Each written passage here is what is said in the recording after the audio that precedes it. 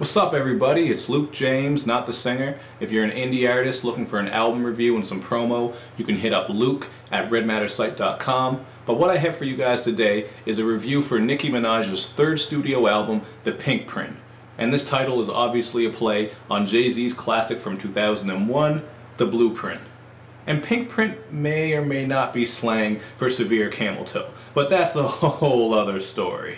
Now, when I first heard Nicki Minaj come out years ago on songs like Itty Bitty Piggy and Jump Off 2007, I was actually impressed, and I thought that it was really cool to have a new female MC spitting some bars. Then, between dressing like a pirate anime hooker, using weird voices and accents, and making extremely annoying songs like Bees in the Trap and Stupid Ho, I quickly lost interest. But it seems like she toned it back a little bit on the Pinkprint, so I was kind of surprised with this album. The album starts off with the track All Things Go, where Nicki raps over a beat produced by Alan Ritter, Vinyls, and Boy Wonder. But it really just has that Boy Wonder sound to me. Nicki's vocals on the hook are on point, and the verses get pretty deep as she raps about the love that she has for her family, and brings up how she had an abortion in the past. So you gotta appreciate the open book approach that she took with this song. For the following song, I Lied, Mike Will Made It brought some tranquil production to a track that is all about keeping your true feelings hidden from somebody so that they don't hurt you in a relationship. And The Crying Game with Jessie Ware, Pills and Potions, and Bed of Lies with Skylar Grey all follow a similar formula.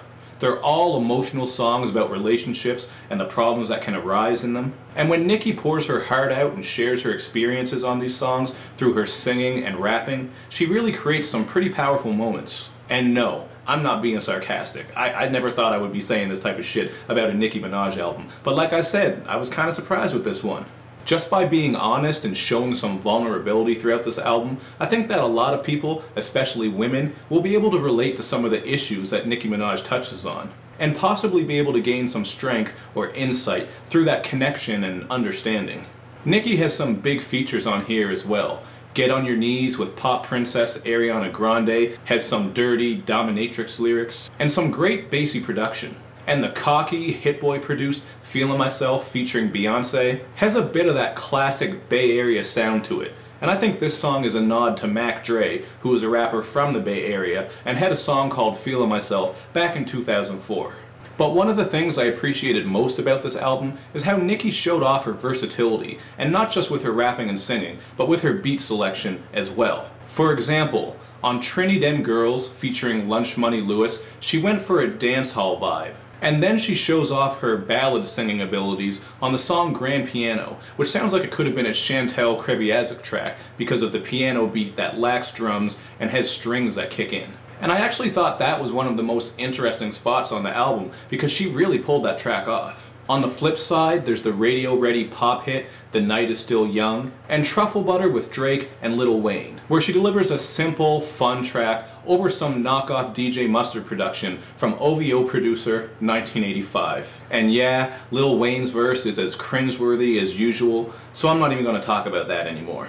There are, however, some other moments of mass cringe on this album. The Sir Mix-a-Lot sampled Anaconda is one of the worst songs of the year, despite the Grammys nominating it as one of the best, and the same for the track Only, which features Drake, Chris Brown, and Lil Wayne. Both of these songs I thought were just terrible, and I reviewed both of them, so you can see my reviews for them on my channel. Now, if you were just looking for some raw rap Nicki Minaj, Four Door Aventador has a beat that is grimy like Luke Harper's undershirt, and I think she really sounds like Lil' Kim when she raps on this one. There's also the Zaytoven and Metro Boomin produced track, Want Some More, which is very reminiscent of a Ludacris track because of her cadence, her delivery, and her beat choice. But if you're into that trap sound, Big Daddy featuring Meek Mill sounds like any other trap song that features Meek Mill, and the song Shanghai has a crazy boomin' beat, so it's perfect if you were just looking for a bass test or something to piss your neighbors off. So at the end of the day, this album really wasn't that bad. I mean, some of the singles were horrible, so I was expecting a lot worse, but Nicki really mixed it up on this album, and I think her fans are going to be very happy with it. When working on this review, I kept in mind that Nicki Minaj's music is more aimed towards a female audience, so I knew going into this album that it wasn't going to be for me. That said, I'm probably never going to listen to this album again, but I think it delivered exactly what it was supposed to. She brought some relatable content, the production is nice and varied, and the rapping is dope in some spots too, not to mention that she can hold her own when she sings. However, this album definitely has some filler tracks and some straight up garbage, awful misses.